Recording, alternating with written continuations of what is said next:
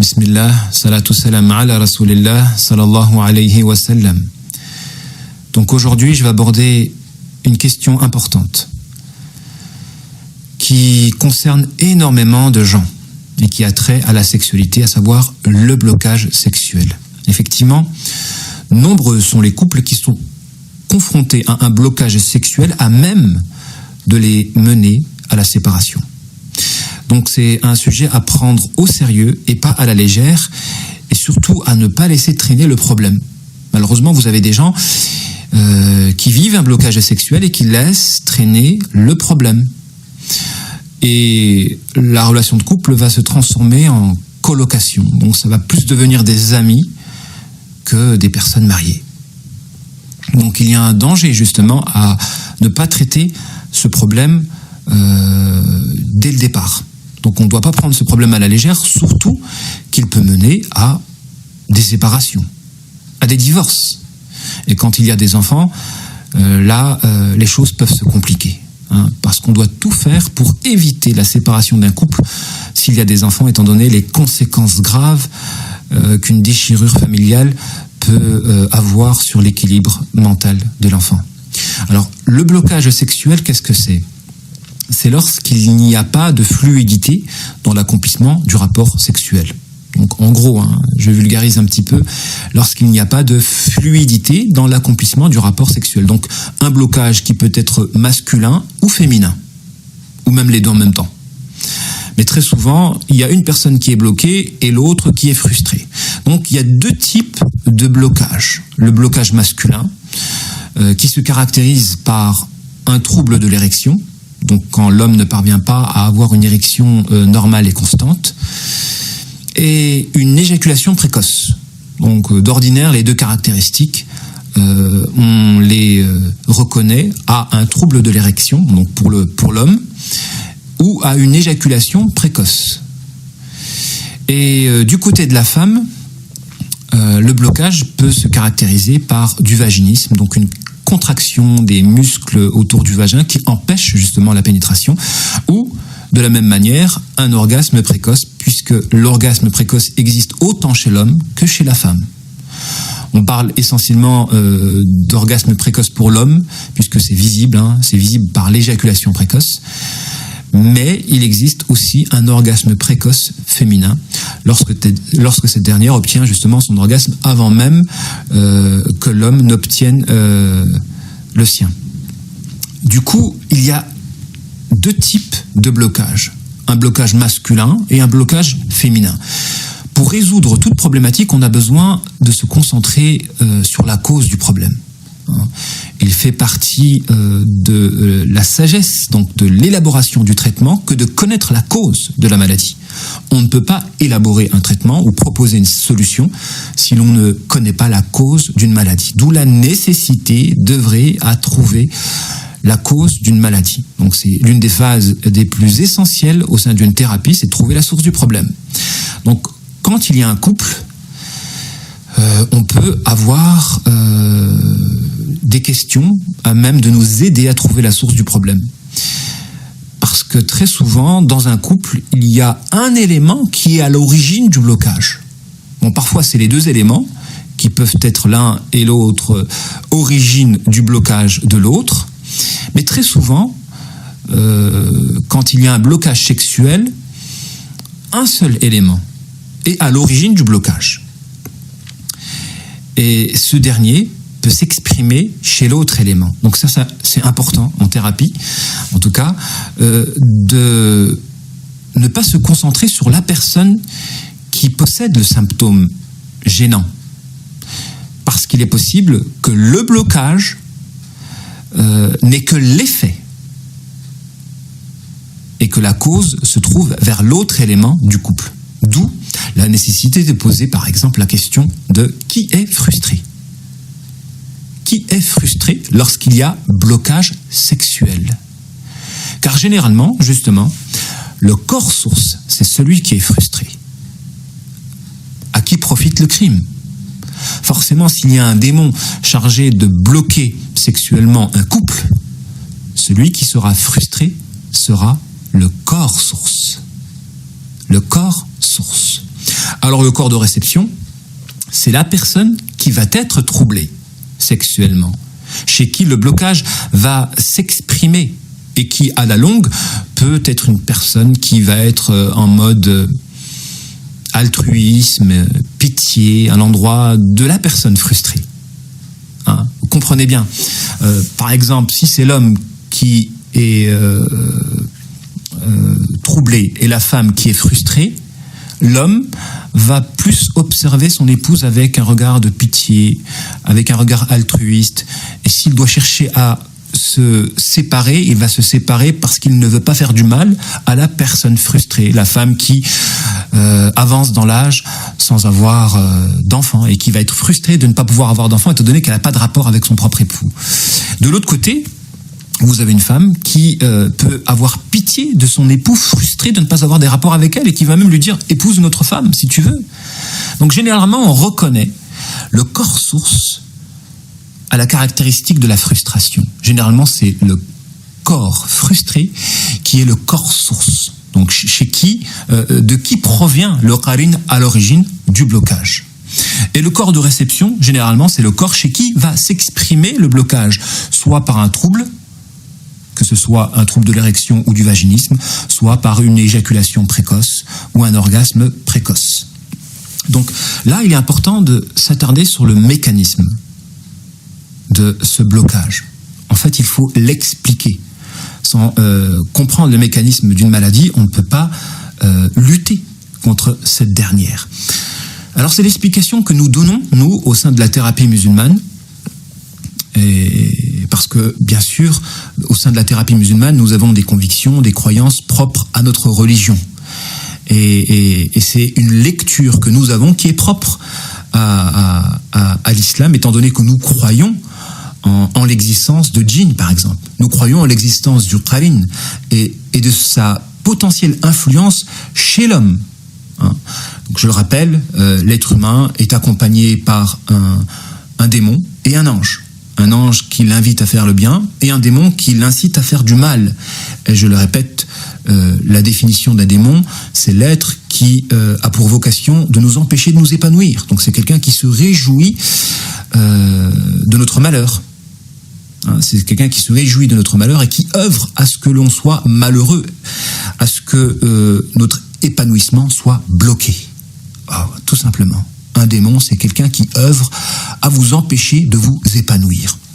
Du coup, lorsque l'être humain noue une relation avec son qarin, une relation de couple, et j'ai fait une vidéo là-dessus parce qu'il existe des êtres humains mariés avec des démons. Mariés, non, avec des démons. Donc ils peuvent copuler avec des démons.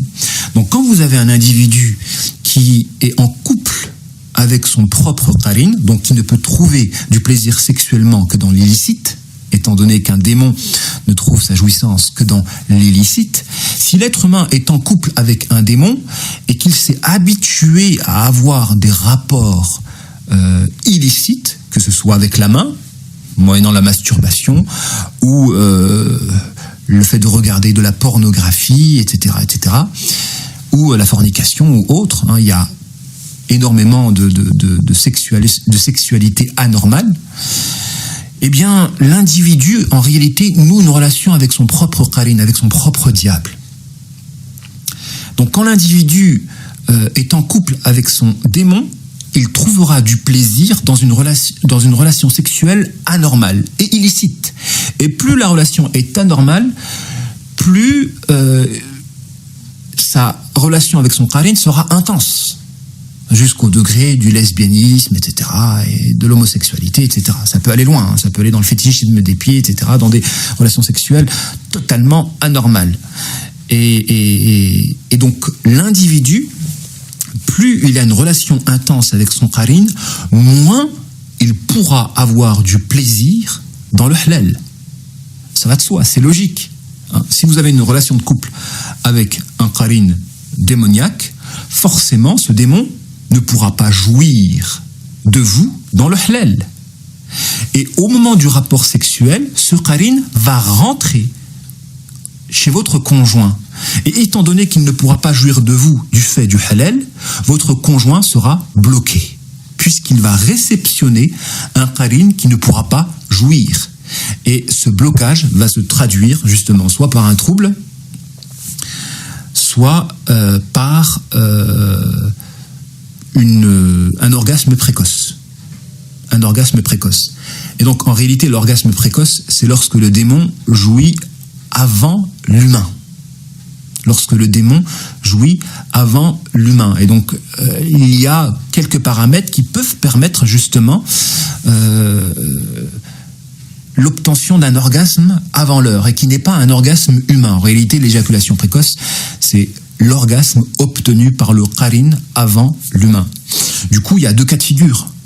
Le cas du blocage entier, donc trouble de l'érection, vaginisme, et donc pas de rapport sexuel complet, et le cas où il y a un orgasme précoce qui mène nécessairement donc à une frustration et qui est la conséquence de l'obtention de l'orgasme de la part du qarin avant l'être humain.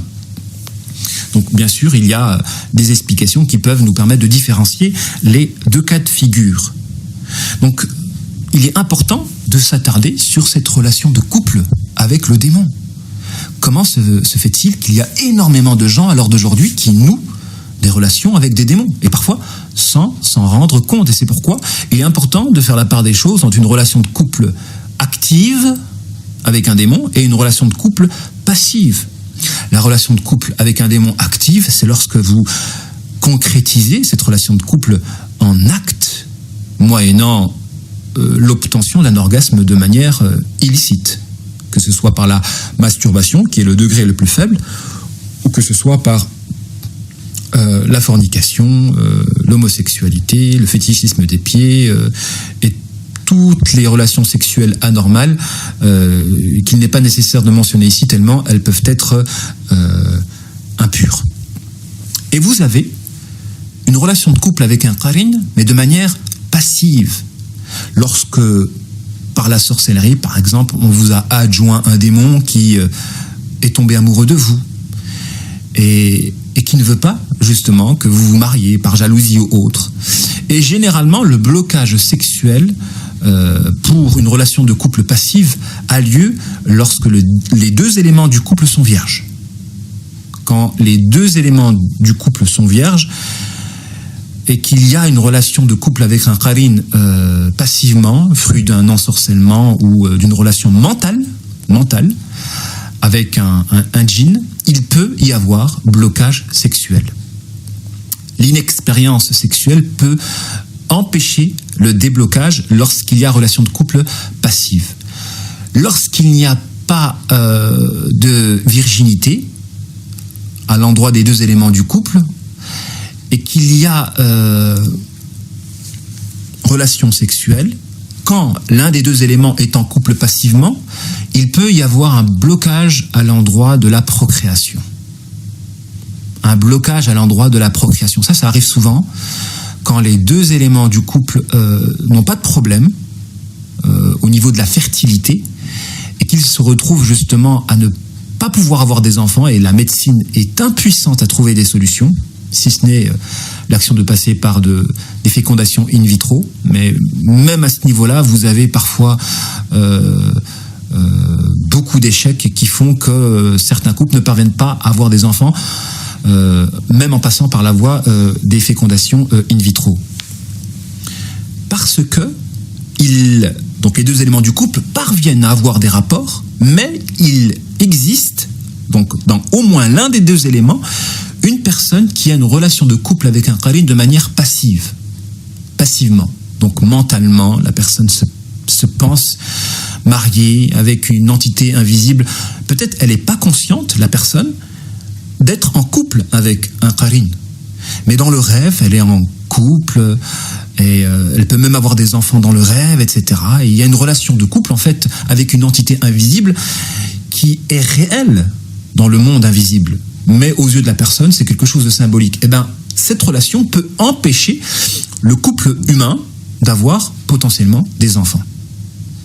C'est l'une des explications que nous donnons, car avec la récurrence, on a remarqué que très souvent, hormis la cause du mauvais œil, etc., puisqu'il existe d'autres facteurs qui peuvent expliquer justement la procréation, Mais très souvent, nous avons remarqué qu'au moins l'un des deux éléments était en couple virtuellement avec une entité invisible, et cette relation de couple, quand il y a rapport sexuel, peut empêcher la procréation.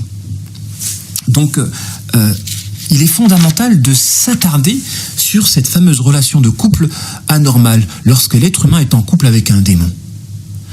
Parce que forcément, à partir du moment où vous êtes en couple avec un démon et qu'il y a partage d'une certaine sexualité illicite et anormale, plus cette dernière est, moins elle sera dans le réel, dans le halal.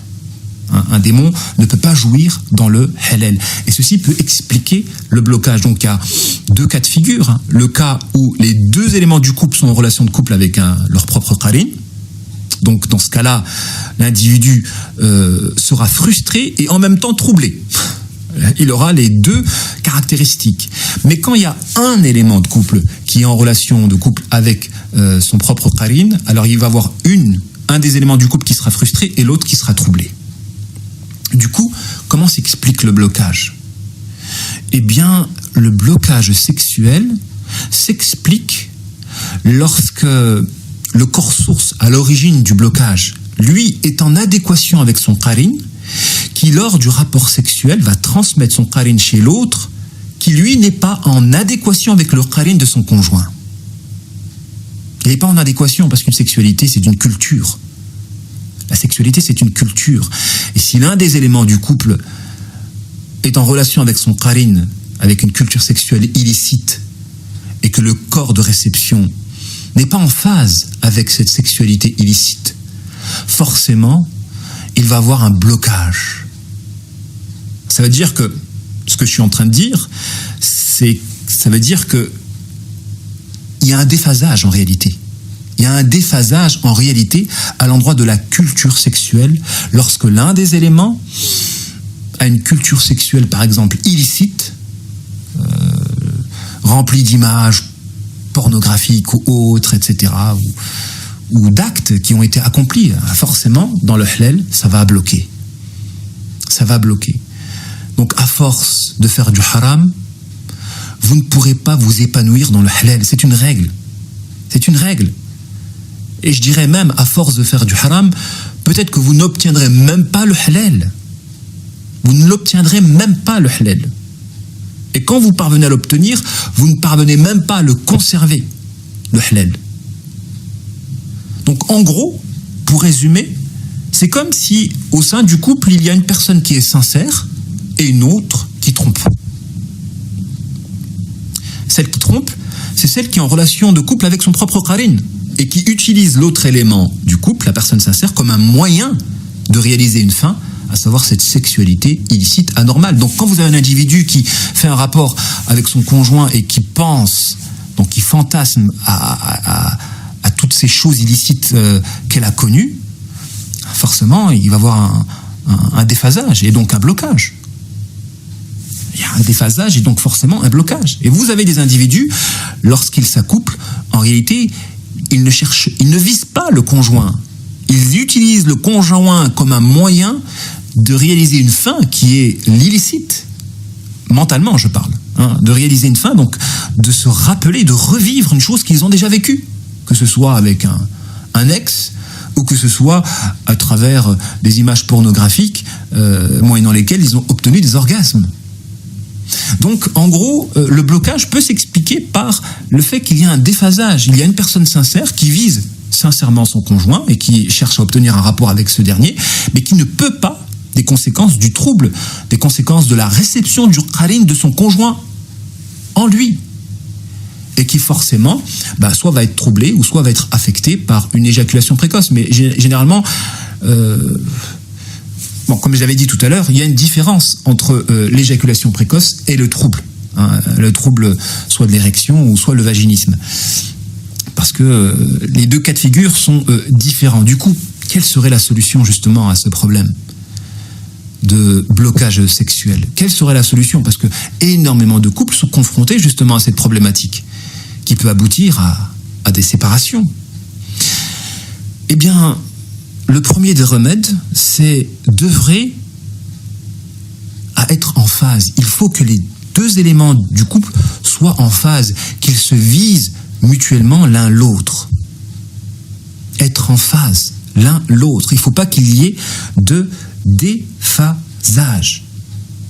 Parce que le déphasage, il peut être physique, comme il peut être mental.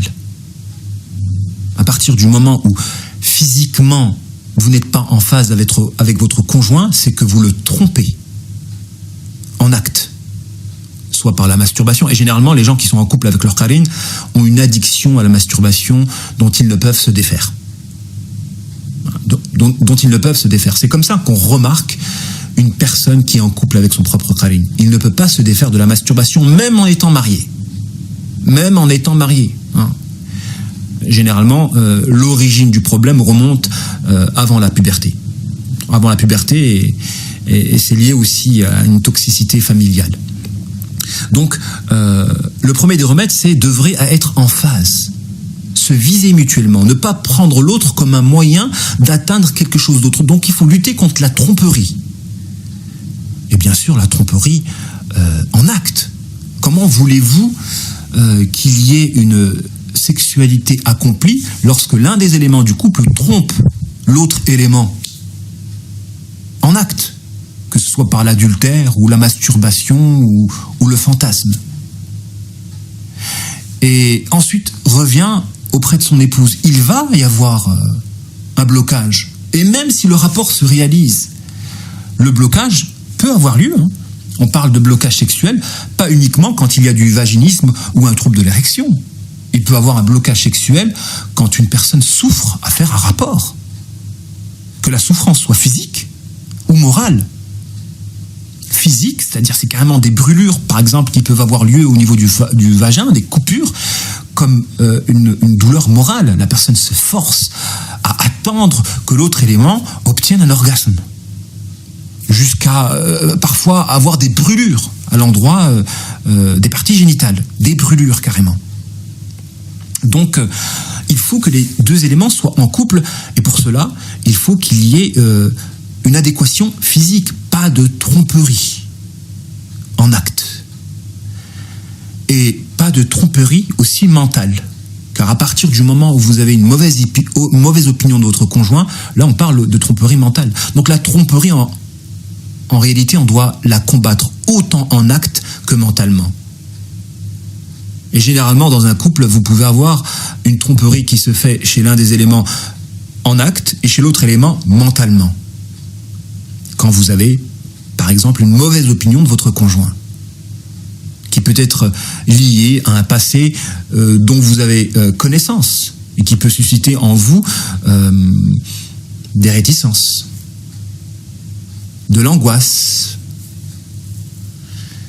Ou vous avez aussi le cas de la pudeur. Vous avez des individus qui peuvent être bloqués. Donc on en revient, donc la première des raisons, c'est être en phase. Et donc forcément, le corps source, à l'origine du problème, doit rompre avec son qarine. Il doit faire l'effort de rompre avec son qarine. Donc de ne pas prendre comme modèle à l'obtention d'un orgasme des éléments extérieurs au couple lui-même.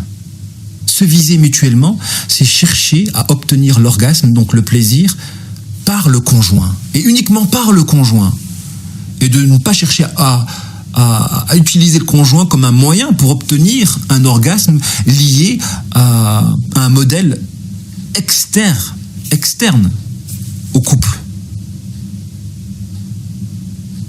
Donc, le corps source doit rompre avec son qarine, ce qui nécessite de la piété.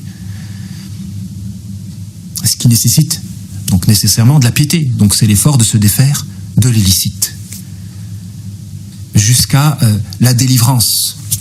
Jusqu'à ce que l'idée de succomber justement au désir de rechercher un orgasme illicite disparaisse de la conscience.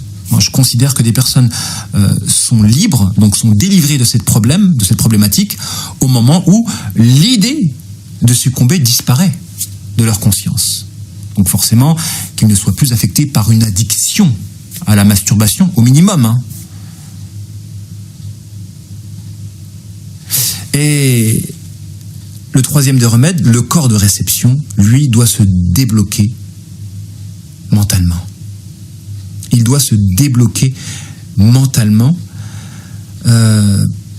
pour justement qu'il y ait cette phase, cette adéquation dans la relation de couple. Donc il doit se libérer des éventuelles idées qui peuvent obstruer à une certaine adéquation au niveau du rapport. Donc il doit se libérer, par exemple, d'une certaine pudeur qui empêche justement les deux éléments du couple d'être en phase à l'endroit de cette culture sexuelle. Ils doivent être en phase à ce niveau-là et développer une confiance de leur conjoint. Ceci étant, il existe des oppositions à l'endroit de la conception de la sexualité. Et quand ces oppositions relèvent de l'essentiel, ça peut aboutir à des incompatibilités qui mèneront nécessairement, donc consécutivement, à des blocages sexuels, susceptibles de ne pas être résolvables. Donc vous avez des blocages sexuels qui ne se résolvent pas, puisqu'il y a une incompatibilité à l'endroit de la conception de la sexualité. Je prends l'exemple, à titre illustratif, de la fellation.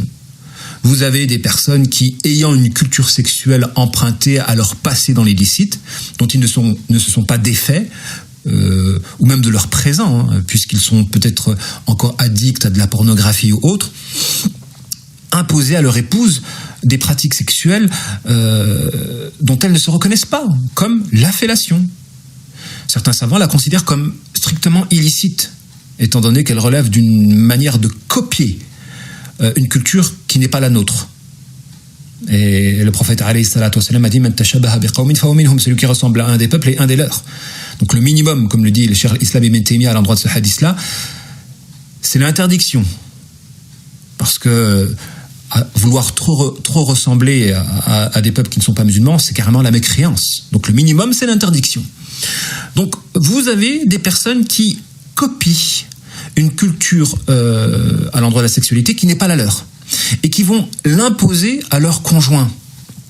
Du coup, ça peut mener à une frustration satanique et à une déception mentale. C'est-à-dire que l'élément qui ne partage pas cette conception de la sexualité va observer son conjoint avec un regard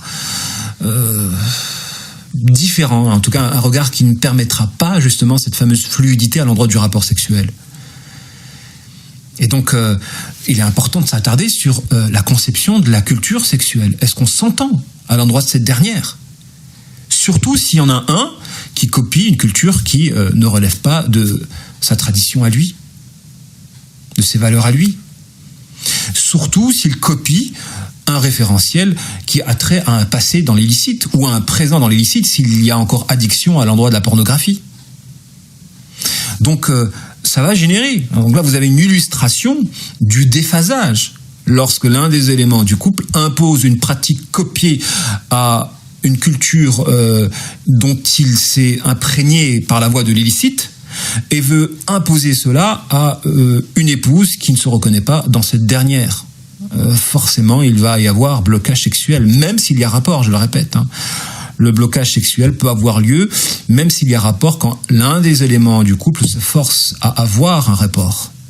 Et qu'il n'y a pas justement le stimulant du plaisir, l'attraction qui pousse deux éléments à être attirés l'un vers l'autre.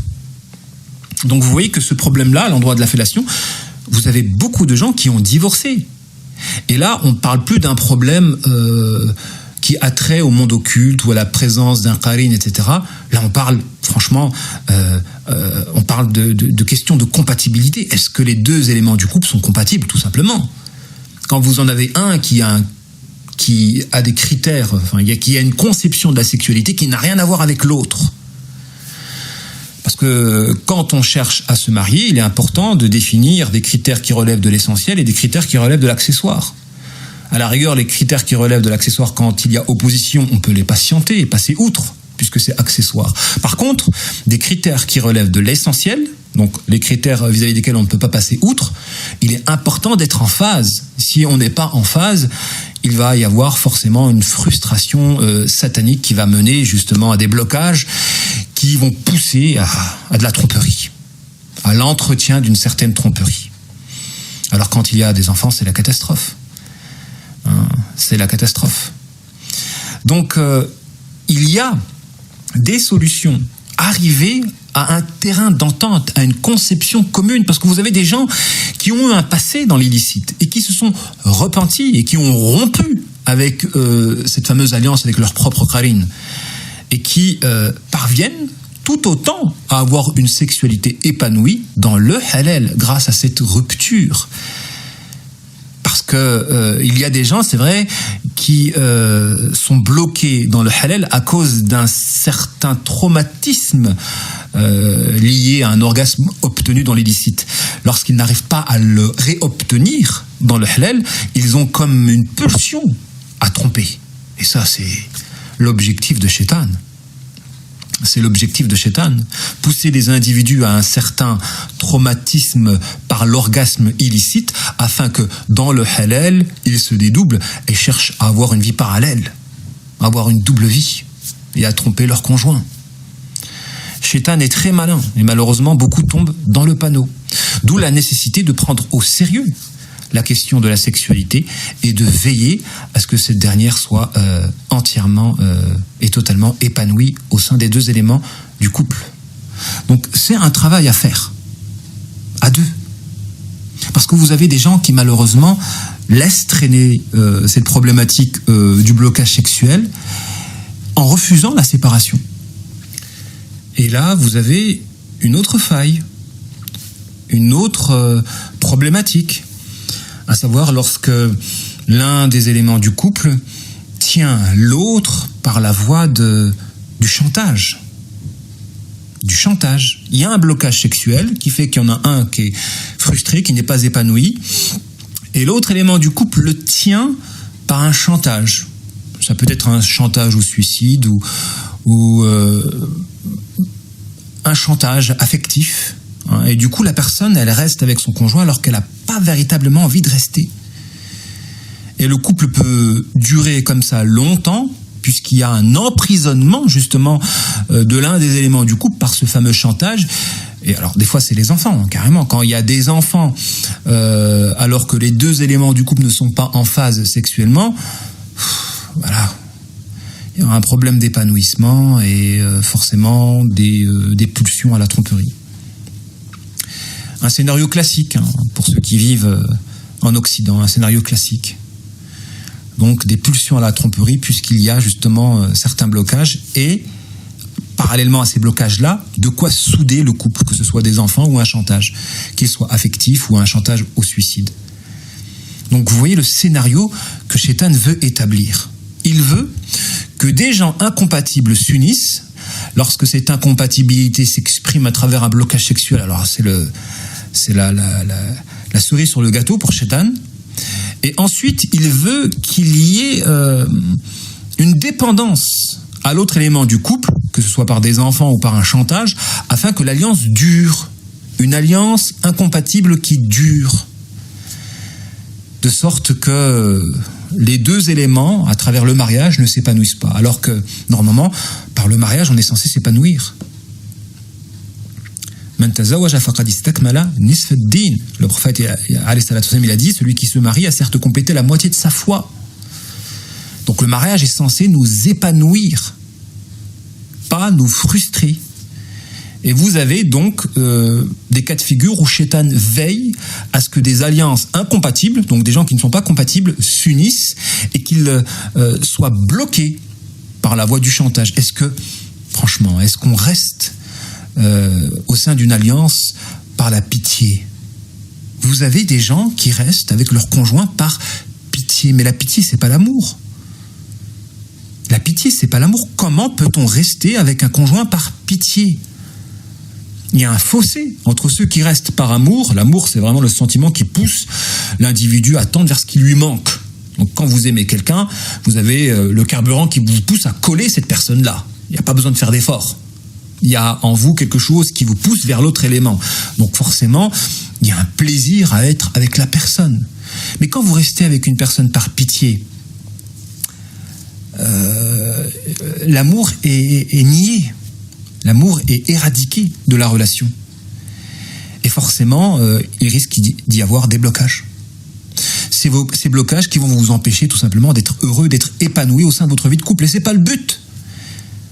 Le but du mariage, c'est d'épanouir les deux éléments du couple. C'est pas de les frustrer.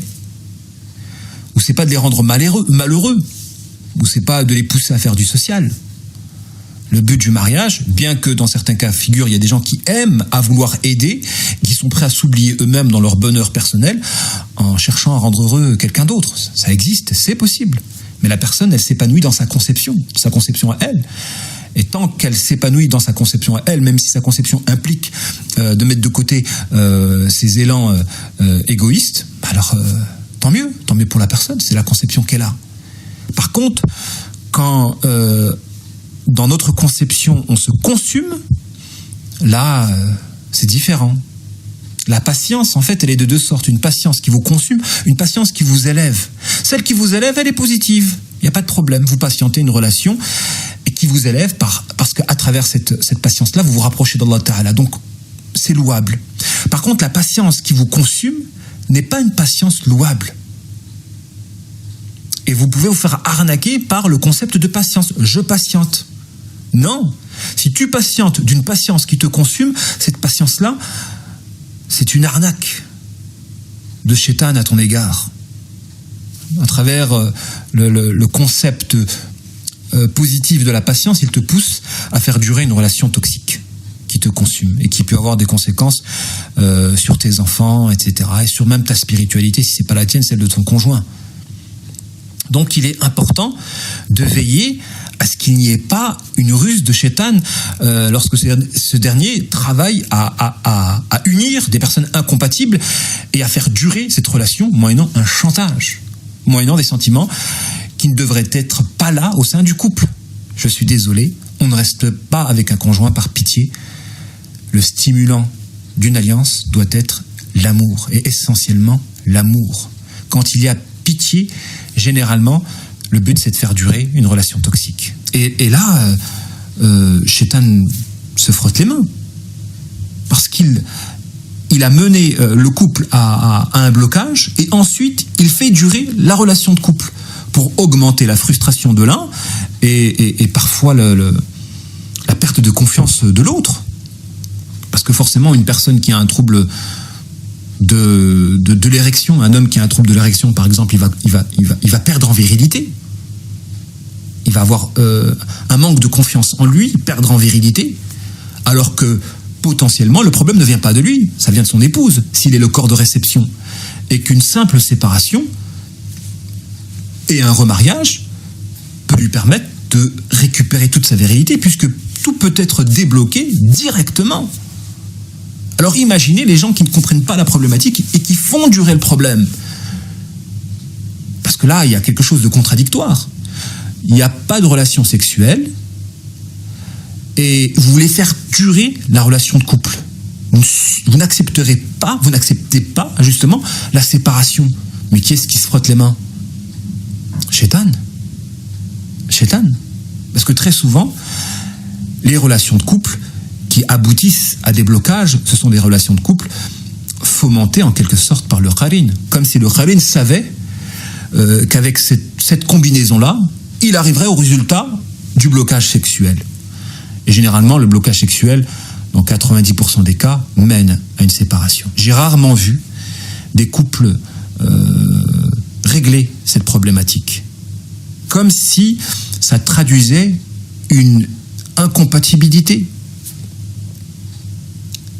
Parce que forcément, s'il y en a un qui est en couple avec son qarin et l'autre non, automatiquement, il y aura un décalage à l'endroit de la culture sexuelle. Automatiquement. Et la tromperie de l'un, quand l'autre est sincère, fera justement le blocage. D'où la nécessité de revenir en phase. D'œuvrer à revenir à un niveau d'être en phase. Donc, ce problème-là peut se régler lorsqu'il y a des rapports sexuels Il y a des rapports sexuels et que le problème est plus lié à une alliance passive, donc qui a trait au mental. Et donc le déblocage peut se faire lorsque les deux éléments du couple travaillent à être en phase sexuellement. Et donc ça implique justement certains déblocages mentaux et que l'autre élément, celui qui était le corps source, œuvre à plus de piété, à se libérer de la tromperie. Généralement, quand il y a des enfants et que les deux éléments œuvrent ensemble à lutter contre ce problème-là, ils peuvent sauver la famille et ils peuvent trouver une sexualité, retrouver ou trouver une sexualité épanouie à même de renforcer leur vie de couple. La sexualité, je le répète, elle est centrale, elle mène très souvent à des divorces lorsqu'il y a des blocages et des frustrations. Je le répète, la frustration est l'une des armes de Shaitan. À partir du moment où vous êtes frustré, il vous contrôle. Il va vous contrôler. D'où la nécessité d'œuvrer à combattre la frustration tant que faire se peut. Il faut l'éradiquer. Car quand un couple est épanoui sexuellement, il est soudé et il y a une forme d'attraction mutuelle qui les pousse justement à renforcer, à consolider leur lien. Voilà ce qu'il en était pour ce cours de thérapie et j'espère avoir abordé le thème selon différents angles pour proposer des solutions à ces nombreux couples qui vivent justement cette problématique. Et je le répète, on parle de blocage sexuel pas uniquement quand il n'y a pas de rapport. Il peut y avoir un blocage lorsqu'un des éléments du couple se force à avoir un rapport alors qu'il n'a pas envie de l'avoir. Juste pour faire plaisir à l'autre, et ça peut mener justement à des brûlures. Et ça existe des deux côtés, autant chez l'homme que chez la femme. Donc je vous ai apporté quelques éléments de réponse à même de vous aider à régler cette problématique. Wassalamu alaikum wa rahmatullahi ta'ala wa barakatuhu.